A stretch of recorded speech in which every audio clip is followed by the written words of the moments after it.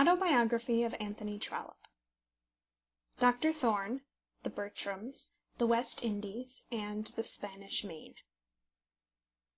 As I journeyed across France to Marseilles, and made thence a terribly rough voyage to Alexandria, I wrote my allotted number of pages every day. On this occasion more than once I left my paper on the cabin table, rushing away to be sick in the privacy of my state room. It was February, and the weather was miserable, but still I did my work. Labor omnia vincit improbus. I do not say that to all men has been given physical strength sufficient for such exertion as this, but I do believe that real exertion will enable most men to work at almost any season.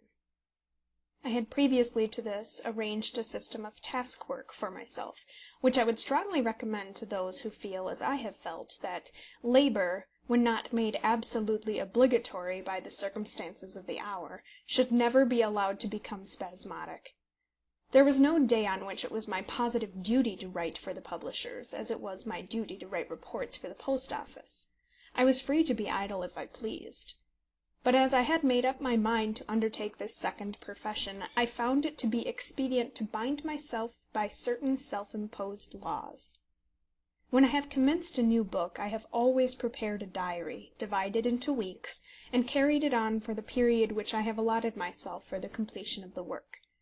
In this I have entered day by day the number of pages I have written, so that if at any time I have slipped into idleness for a day or two, the record of that idleness has been there, staring me in the face, and demanding of me increased labour, so that the deficiency might be supplied. According to the circumstances of the time, whether my other business might be then heavy or light, or whether the book which I was writing was or was not wanted with speed, I have allotted myself so many pages a week. The average number has been about 40. It has been placed as low as 20, and has risen to 112.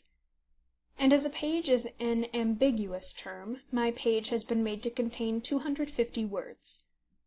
And as words, if not watched, will have a tendency to straggle, I have had every word counted as I went.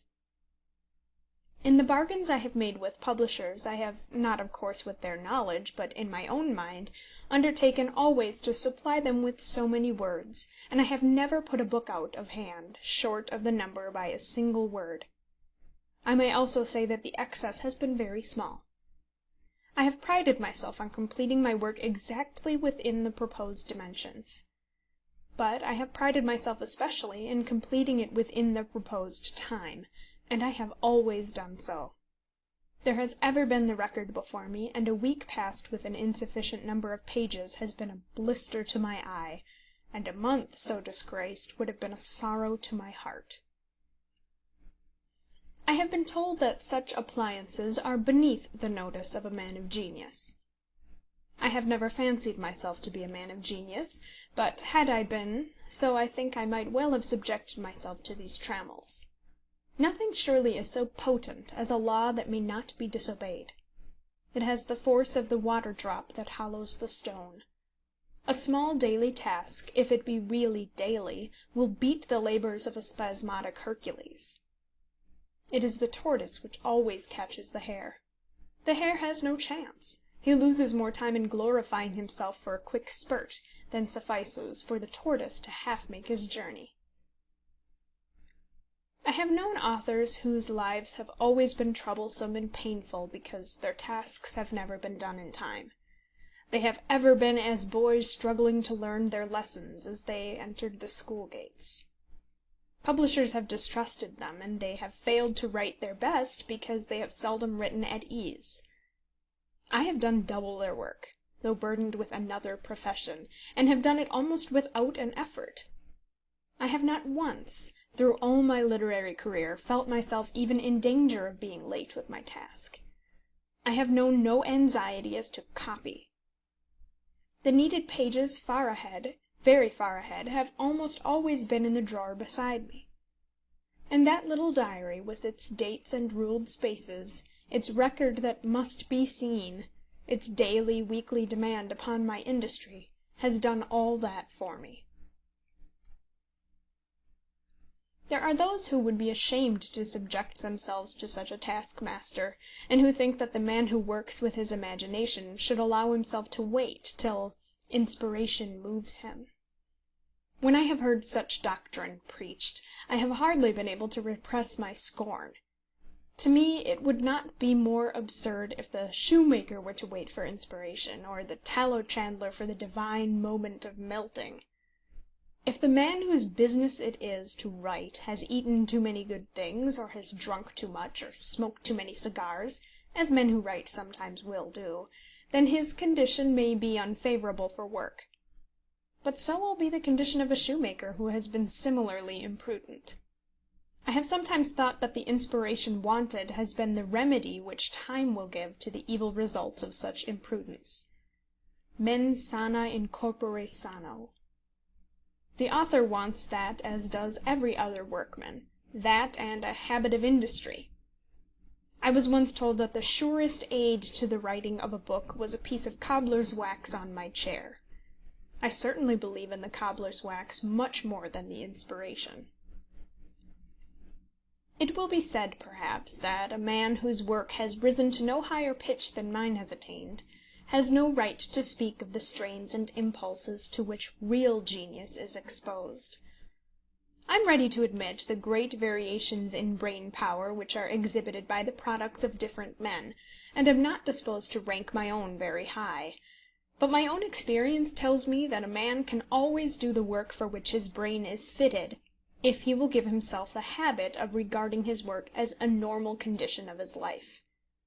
I therefore venture to advise young men who look forward to authorship as the business of their lives, even when they propose that the authorship be of the highest class known, to avoid enthusiastic rushes with their pens, and to seat themselves at their desks day by day as though they were lawyers' clerks, and so let them sit until the allotted task shall be accomplished. While I was in Egypt I finished Dr. Thorne, and on the following day began the Bertrams. I was now moved by a determination to excel, if not in quality, at any rate in quantity. An ignoble ambition for an author, my readers will no doubt say, but not, I think, altogether ignoble, if an author can bring himself to look at his work as does any other workman. This had become my task, this was the furrow in which my plough was set. This was the thing, the doing of which had fallen into my hands, and I was minded to work at it with a will. It is not on my conscience that I have ever scamped my work. My novels, whether good or bad, have been as good as I could make them. Had I taken 3 months of idleness between each, they would have been no better. Feeling convinced of that, I finished Dr. Thorne on one day, and began the Bertrams on the next. I had then been nearly 2 months in Egypt, and had at last succeeded in settling the terms of a postal treaty. Nearly 20 years have passed since that time, and other years may yet run on before these pages are printed. I trust I may commit no official sin by describing here the nature of the difficulty which met me. I found on my arrival that I was to communicate with an officer of the Pasha, who was then called Nubar Bey. I presume him to have been the gentleman who has lately dealt with our government as to the Suez Canal shares, and who is now well known to the political world as Nubar Pasha. I found him a most courteous gentleman, an Armenian.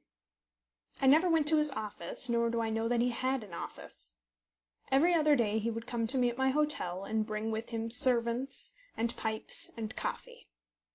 I enjoyed his coming greatly, but there was one point on which we could not agree. As to money and other details, it seemed as though he could hardly accede fast enough to the wishes of the Postmaster General, but on one point he was firmly opposed to me. I was desirous that the mails should be carried through Egypt in 24 hours, and he thought that 48 hours should be allowed. I was obstinate, and he was obstinate, and for a long time we could come to no agreement. At last his Oriental tranquillity seemed to desert him, and he took upon himself to assure me, with almost more than British energy, that if I insisted on the quick transit, a terrible responsibility would rest on my head. "I made this mistake," he said, "that I supposed that a rate of travelling which would be easy and secure in England could be attained with safety in Egypt." "The Pasha, his master, would," he said, "no doubt accede to any terms demanded by the British Post Office, so great was his reverence for everything British. In that case he, Nubar, would at once resign his position and retire into obscurity. He would be ruined, but the loss of life and bloodshed which would certainly follow so rash an attempt should not be on his head." I smoked my pipe, or rather his, and drank his coffee, with Oriental quiescence but British firmness. Every now and again, through 3 or 4 visits, I renewed the expression of my opinion that the transit could easily be made in 24 hours. At last he gave way, and astonished me by the cordiality of his greeting. There was no longer any question of bloodshed or of resignation of office, and he assured me with energetic complaisance that it should be his care to see that the time was punctually kept. It was punctually kept, and I believe is so still. I must confess, however, that my persistency was not the result of any courage specially personal to myself. While the matter was being debated, it had been whispered to me that the Peninsular and Oriental Steamship Company had conceived that 48 hours would suit the purposes of their traffic better than 24, and that as they were the great paymasters on the railway, the Minister of the Egyptian State, who managed the railway, might probably wish to accommodate them. I often wondered who originated that frightful picture of blood and desolation. That it came from an English heart and an English hand, I was always sure. From Egypt I visited the Holy Land, and on my way inspected the post offices at Malta and Gibraltar. I could fill a volume with true tales of my adventures. The tales of all countries have, most of them, some foundation in such occurrences. There is one called John Bull on the Guadalquivir, the chief incident in which occurred to me and a friend of mine on our way up that river to Seville. We both of us handled the gold ornaments of a man whom we believed to be a bullfighter, but who turned out to be a duke, and a duke too who could speak English. How gracious he was to us, and yet how thoroughly he covered us with ridicule. On my return home I received £400 from Messrs. Chapman and Hall for Dr. Thorne, and agreed to sell them the Bertrams for the same sum. This latter novel was written under very vagrant circumstances, at Alexandria, Malta, Gibraltar, Glasgow, then at sea, and at last finished in Jamaica. Of my journey to the West Indies I will say a few words presently, but I may as well speak of these 2 novels here. Dr. Thorne has, I believe, been the most popular book that I have written, if I may take the sale as proof of comparative popularity. The Bertrams has had quite an opposite fortune. I do not know that I have ever heard it well spoken of, even by my friends, and I cannot remember that there is any character in it that has dwelt in the minds of novel readers. I myself think that they are of about equal merit, but that neither of them is good. They fall away very much from the 3 Clerks, both in pathos and humour. There is no personage in either of them comparable to Chaffanbrass the lawyer.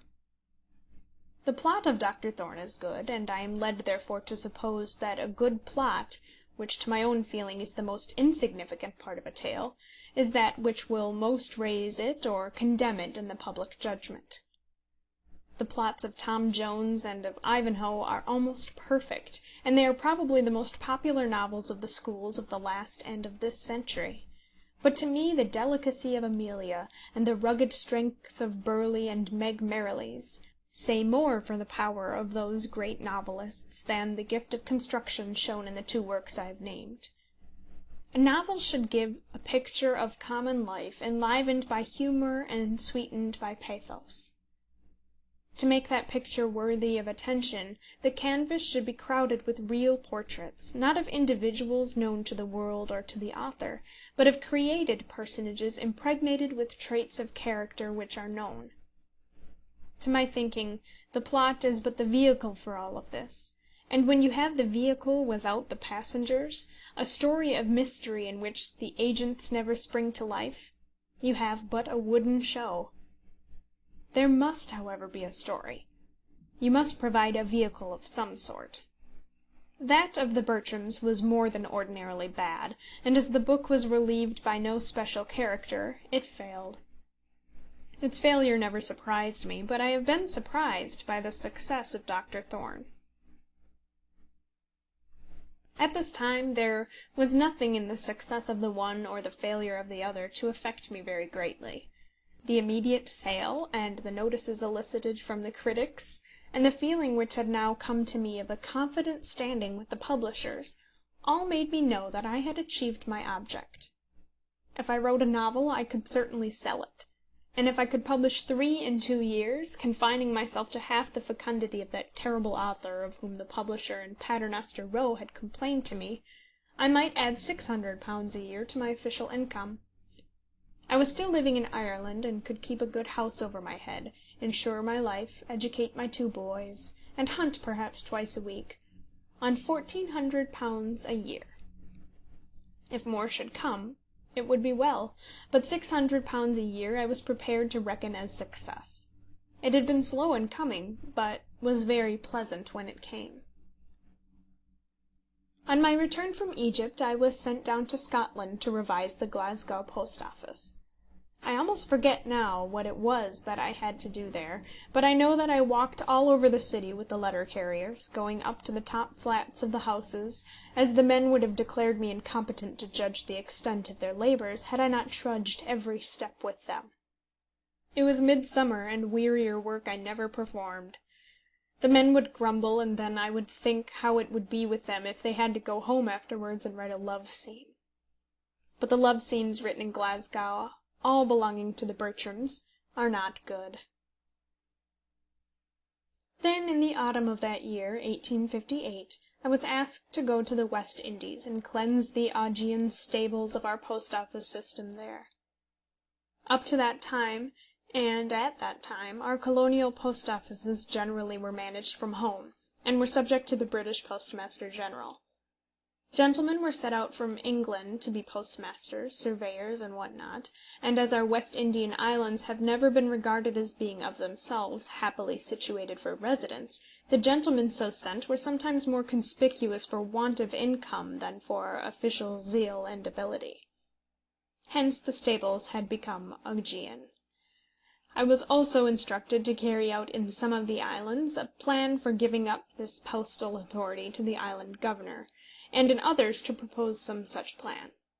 I was then to go on to Cuba, to make a postal treaty with the Spanish authorities, and to Panama for the same purpose with the government of New Granada. All this work I performed to my satisfaction, and I hope to that of my masters in St. Martin's le Grand. But the trip is at the present moment of importance to my subject, as having enabled me to write that which, on the whole, I regard as the best book that has come from my pen. It is short, and I think I may venture to say amusing, useful, and true.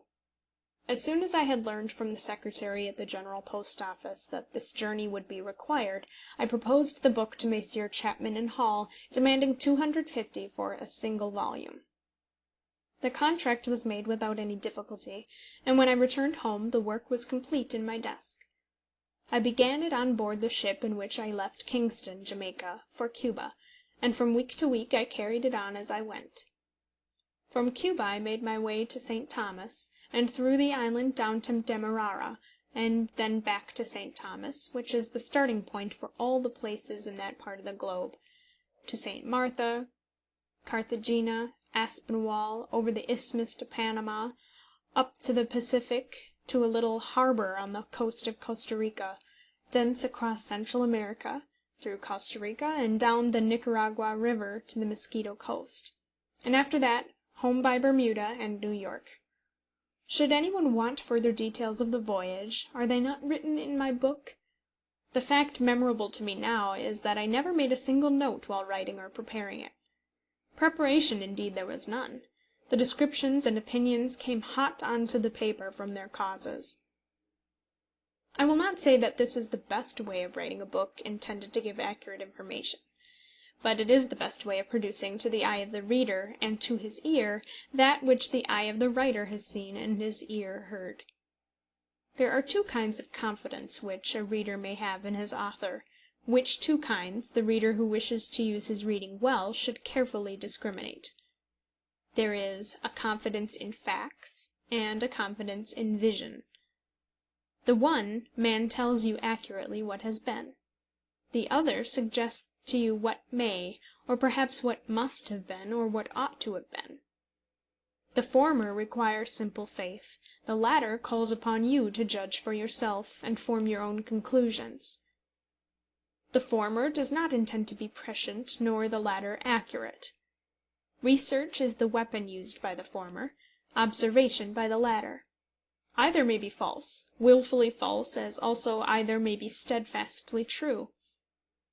As to that, the reader must judge for himself. But the man who writes currente calamo, who works with a rapidity which will not admit of accuracy, may be as true, and in one sense as trustworthy, as he who bases every word upon a rock of facts. I have written very much as I have travelled about, and though I have been very inaccurate, I have always written the exact truth as I saw it, and I have, I think, drawn my pictures correctly. The view I took of the relative position in the West Indies of black men and white men was the view of the Times newspaper at that period, and there appeared 3 articles in that journal, one closely after another, which made the fortune of the book. Had it been very bad, I suppose its fortune could not have been made for it even by the Times newspaper. I afterwards became acquainted with the writer of those articles, the contributor himself informing me that he had written them. I told him that he had done me a greater service than could be often done by one man to another, but that I was under no obligation to him. I do not think that he saw the matter quite in the same light.